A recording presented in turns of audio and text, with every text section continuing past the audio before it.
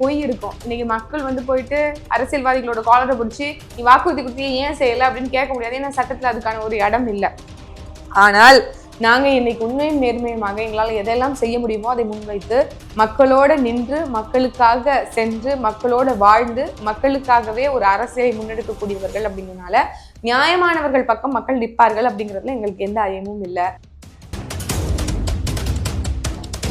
அடுத்த 2026 வெற்றியின் இலக்கை நோக்கி தான் நாம் தமிழர் கட்சி பயணிக்குது. முச்சந்தில நின்று கத்திட்டு போறதுக்கு இல்லை, முதலமைச்சர் ஆவதற்காகத்தான் அப்படிங்கிறதுல எந்த மாற்று கருத்தும் இல்லை. இப்போ சீமான் அவர்களுக்கு தான் இளைஞர்களோட சப்போர்ட் வந்து அதிகமா இருந்தது உண்மைதான். ஆனா இப்போ அது எல்லாமே நோக்கி விஜய் அவர்களை நோக்கி போறதா சொல்றாங்களே. ஜெயலலிதா அம்மா கூட மக்களுக்காக தான் சொன்னாங்க, கடைசியில் குற்றவாளி ஆனாங்க. சரியா? 3 முறை வந்து முதலமைச்சர் பொறுப்புல இருந்து நீக்கி வைக்கப்பட்டாங்க. நாங்க அப்படி மக்கள் ஒண்ணு எதையும் ஏமாதலையே, நாங்க அதிகாரத்துக்கு வந்தோமா? எந்த பாடி வந்தாலும் எங்கள்கிட்ட ஒன்றும் ஜம்பம் வேகாது, புரியுதா? அந்த அளவுக்கு ஊழல் பண்ணி இங்க வந்து மேனிபுலேஷன் வந்து பண்ணி வச்சிருக்கோம் அப்படிங்கிறதுக்கு அததான் சொல்றாங்க. இதெல்லாம் வந்து தவறுடா. சாதுரியமாக சொல்லக்கூடிய சுவையான வார்த்தைகளை பயன்படுத்தி மக்களை வந்து ஸ்வீட் கோட்டட் வேர்ட்ஸால இது வந்து சொல்லக்கூடிய விஷயம். 2500 ரூபா 1500 சேர்த்து போட்டு 5000 கொடுக்க முடியாதா அப்படின்னு கேட்டவங்க தான் இவங்க கட்சி தலைவர். துரைமுருகன் வந்து சும்மா நையாண்டிக்காக சொன்னாரு, அதை வச்சுக்கிட்டு சொல்றாங்க. ஆனா மக்களுக்கு வந்து உங்களுடைய நீங்க சொல்றீங்கல்ல இப்ப ஆட்சியில உட்காருவோன்னு நம்ம ஐயா ஸ்டாலின் அவர்கள் சொன்னாங்க, 2500 ஒரு 1500 போட்டு 5000 கொடுக்க முடியாதா அப்படின்னு எடப்பாடி அவர்களை ஐயா ஸ்டாலின் அவர்கள் கேட்டாங்க. நான் காண்டா வந்து பொங்கல் வரலையா, உங்களுக்கு தீபாவளி வரலையா? 9 லட்சம் கோடி ஒரு ஆண்டுக்கு நீங்க எவ்வளவு கடன் வட்டி மட்டும் கட்டுறீங்க? 50,000 கோடி.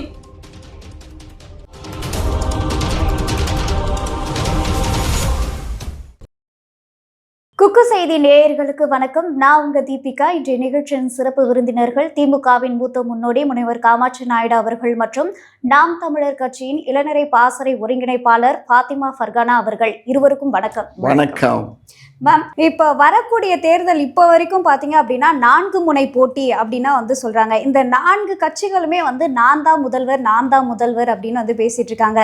யாரு தான் 2026 முதல்வரா ஆவாங்க? உங்களோட பாயிண்ட் ஆஃப் வியூ என்ன?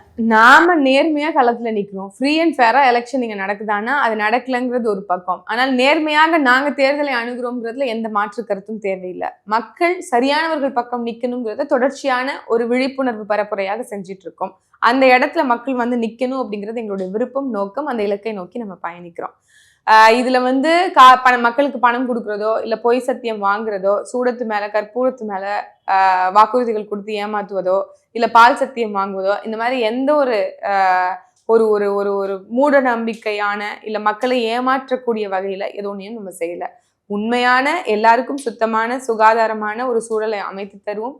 எல்லாருக்கும் தரமான சமமான கல்வியை ஆரம்ப கல்வி முதல் ஆராய்ச்சி கல்வி வரை தருவோம். எல்லாருக்கும் வந்து வேலை வாய்ப்பை உறுதி செய்வோம் போன்ற ஒரு ஒரு தற்சார்பு பொருளாதாரத்தை முன்வைத்து நாம வந்து இப்ப விஜய் அவர்கள் வந்ததுனால சொல்லி முடிச்சுக்கிறேன் சகோதரி. அதனால இப்படி எல்லாம் நாம வந்து முன்னுக்கு இங்க வந்து முன்வைத்து நம்ம அரசியல் கட்சியா நாம நாம் தமிழர் கட்சி நிக்குது. இதுவரைக்கும் இருந்தவர்கள் அவர்கள் வந்து தொடர்ச்சியாக கொடுத்துட்டு இருக்கக்கூடிய வாக்குறுதிகள்ல 90 விழுக்காடு நமக்கு இங்க வந்து செய்யறது இல்லை. அது என்ன, நீங்க தமிழில் வழக்காடு மொழியாக நீதிமன்றங்கள்ல மாத்துவோங்கிறதா ஐயா கருணாநிதி காலத்து வாக்குறுதி மேனிஃபெஸ்டோ இன்னைக்கு வரைக்கும் அது அப்படியே தான் இருக்கு. அதே மாதிரி நீங்க வந்து தமிழில் குடமுழுக்கு நடத்தப்படும். நாம் தமிழர் கட்சின்னு ஒரு கட்சி வந்து இங்க தஞ்சை பெரிய கோயில்ல வந்து தமிழ்ல குடமுழுக்குவதற்காக வழக்கு நடத்தி அங்க ஒரு மாற்றத்தை ஏற்படுத்த வேண்டிய அவசியம் இருக்கு. அதனால அன்றையிலேருந்து இன்றைக்கு வரைக்கும் இவர்கள் சொல்லக்கூடிய வாக்குறுதிகள்ல பொய் இருக்கும். இன்னைக்கு மக்கள் வந்து போயிட்டு அரசியல்வாதிகளோட காலரை பிடிச்சி நீ வாக்குறுதி கொடுத்து ஏன் செய்யலை அப்படின்னு கேட்க முடியாது. ஏன்னா சட்டத்துல அதுக்கான ஒரு இடம் இல்லை. ஆனால் நாங்க இன்னைக்கு உண்மையும் நேர்மையுமாக எங்களால் எதெல்லாம் செய்ய முடியுமோ அதை முன்வைத்து மக்களோட நின்று மக்களுக்காக சென்று மக்களோட வாழ்ந்து மக்களுக்காகவே ஒரு அரசியலை முன்னெடுக்கக்கூடியவர்கள் அப்படிங்கிறதுனால நியாயமானவர்கள் பக்கம் மக்கள் நிற்பார்கள் அப்படிங்கிறதுல எங்களுக்கு எந்த ஐயமும் இல்லை. புதிதாக வருபவர்களுடைய நிலை அடுத்த ஒரு 4 ஆண்டுகள் எப்படி இருக்கும்ங்கிறத ஃபோர்த் தாட்டா ஒரு லாங் ரன்ல மக்கள் யோசிச்சு சிந்திச்சு சரியானவர்களை தேர்ந்தெடுக்க வேண்டும் அப்படிங்கிறது தான் என்னுடைய பார்வை. அதனால அடுத்த 2026 வெற்றியின் இலக்கை நோக்கி தான் நாம் தமிழர் கட்சி பயணிக்குது. முச்சந்தில நின்று கத்திட்டு போறதுக்கு இல்ல, முதலமைச்சர் ஆவதற்காகத்தான் அப்படிங்கிறதுல எந்த மாற்று கருத்தும் இல்லை. இப்போ சீமான் அவர்களுக்கு தான் இளைஞர்களோட சப்போர்ட் வந்து அதிகமா இருந்தது, உண்மைதான். ஆனா இப்போ அது எல்லாமே நோக்கி விஜய் அவர்களை நோக்கி போறதா சொல்றாங்களே. அதுதான் நான் சொல்றேன், அது வந்து ஒரு இன்னைக்கு ஊடகங்களுக்கு வந்து ஒரு ஸ்டாரை வந்து போர்ட்ரே பண்றாங்க, இல்ல ஸ்டாரோடைய விஷயத்த வந்து சொல்றாங்க அப்படின்னா அதுக்கு நிறைய ரிசப்ஷன் இருக்கு, அவங்களோட டிஆர்பி ஏறுது, அதனால அவங்க சொல்றாங்க. ஊடகங்கள் விஜய் அவர்களை காண்பிக்கிற அளவுக்கு விஜய் அவர்கள் ஊடகங்களை மதிக்கிறாரா? அவர் ஒரு ஊடக சந்திப்பு கொடுக்குறாரா? ஒரு செய்தியாளர் சந்திப்பு பண்றாரா? ஒரு 1-on-1 அட்லீஸ்ட் 1 மணி நேரம் கொடுத்துருக்காரா அப்படின்னா இல்லை. அதனால நம்ம வந்து அவங்க கிட்ட இருக்க மிதமிஞ்சிய ஊடக வெளிச்சத்தை சரியாக பயன்படுத்தல அப்படிங்கிறது நம்மளுடைய வெளிப்படையான ஒரு புரிதல், அது ஒரு குற்றச்சாட்டுன்னு நீங்க எடுத்துக்கலாம். அதை தவறாக பயன்படுத்தாமல் சரியாக பயன்படுத்திக்கணும் அப்படிங்கிறது தான். அதுல நம்மளை பண்ண மாட்டாங்க அவங்கள பண்ணுவாங்கன்னா, இங்க இன்னைக்கு எவ்வளவோ நிகழ்ச்சி நடக்குது, இங்க எவ்வளவோ சிக்கல்கள் இருக்கு, எல்லாத்தையும் ஊடகங்கள் காமிச்சிட்டு இருக்கா. 13 நாட்கள் தூய்மை பணியாளர்கள் சிக்கல் நடந்துச்சு, 13வது நாள் தான் அதை குறித்து டிபேட் பண்றாங்க ஒவ்வொரு சேனல்லையும். ஸோ இன்னைக்கு எதை நோக்கி இந்த அரசியல் களங்கள், இந்த ஜனநாயகத்தின் தூண்கள் வேலை செய்யுது அப்படின்னு சொல்லி பார்க்கும்போது அவலக்கேடா இருக்கு. அதனால நாங்கள் சரியான பாதையில போறோம், எங்களை போன்றே எல்லாரும் சரியான பாதையில போறாங்களா அப்படின்னா அவங்கவுங்க மனசாட்சியை தொட்டு கேளுங்க. இப்போ சீமான் அவர்கள் நேற்று ஒரு விஷயம் பேசியிருந்தார். என்ன அப்படின்னா, ஒரு 5 ஆண்டு மட்டும் எங்ககிட்ட கொடுத்து பாருங்க, அப்புறம் நீங்களே நினைப்பீங்க முன்னாடியே வந்து இவங்க கிட்ட ஒப்படைக்காம போயிட்டுமே பொன்பூமியா மாத்திருப்பாங்க போலயே அப்படின்ற மாதிரி பேசியிருந்தாரு. ஸோ இதை பத்தி உங்களோட கருத்து? 5 வருஷத்துலேயே சம்பாரிச்சிருவேங்கிறாரா? பொண்ணா பொருளெல்லாம் சம்பாரிச்சு அவர் மக்களுக்காக நாங்க நின்று எல்லாத்தையும் பண்ணியிருப்போம் இந்த நேரத்துக்கு அப்படின்னு சொல்றாரு. மக்களுக்காக இருந்தாமா எல்லாம் சொல்லுவாங்க. பாரதிய ஜனதா கட்சி கூட மக்களுக்காக தான் சொன்னாங்க, ஜெயலலிதா அம்மா கூட மக்களுக்காக தான் சொன்னாங்க, கடைசியில் குற்றவாளி ஆனாங்க. சரியா? 3 முறை வந்து முதலமைச்சர் பொறுப்புல இருந்து நீக்கி வைக்கப்பட்டாங்க. மக்கள் ஒண்ணு எதையும் ஏமாதுலையே, நாங்க அதிகாரத்துக்கு வந்தோமா?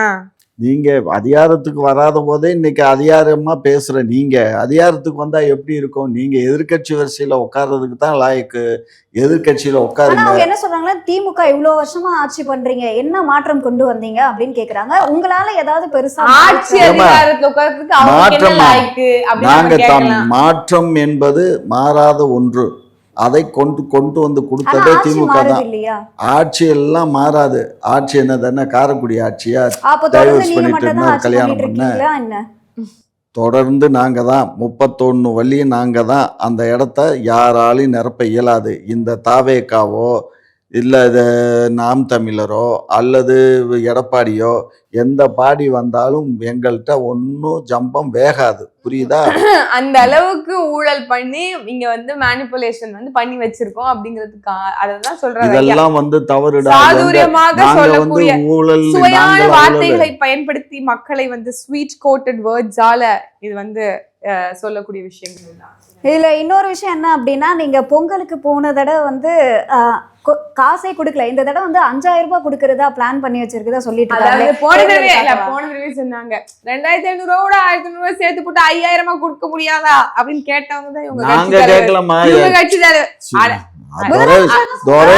துரைமுருகன் வந்து சும்மா நையாண்டிக்காக சொன்னாரு, அதை வச்சுக்கிட்டு சொல்றாங்க. ஆனா மக்களுக்கு வந்து உங்களுடைய நீங்க சொல்றீங்கல்ல இப்ப ஆட்சியில உட்காருவோன்னு, நம்ம ஐயா ஸ்டாலின் அவர்கள் தான் சொன்னாங்க 2500 ஒரு 1500 போட்டு 5000 ரூபாய் கொடுக்க முடியாதா அப்படின்னு எடப்பாடி அவர்களை ஐயா ஸ்டாலின் அவர்கள் கேட்டாங்க. 4 ஆண்டா வந்து பொங்கல் வரலையா உங்களுக்கு? தீபாவளி வரலையா உங்களுக்கு? அப்பெல்லாம் தோணலையா?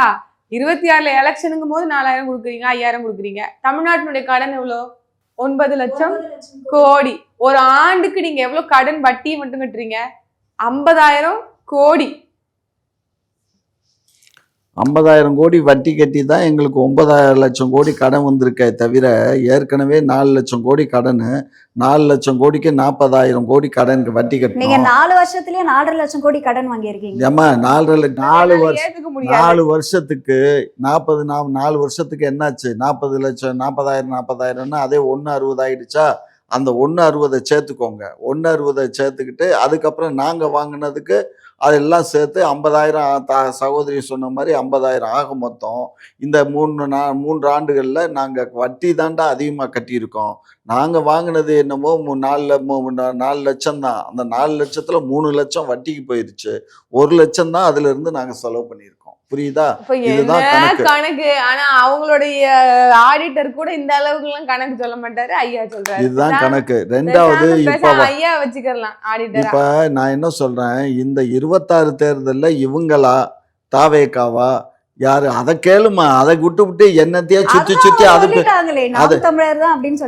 அது அவங்க அப்ப வாட்டு போட்டு தாவேகா கேளு தாவேகால உட்காந்து கேட்கவீங்க வழக்கணம் சொல்லிட்டு முடிச்சுட்டு போயிருவாங்க அவங்க.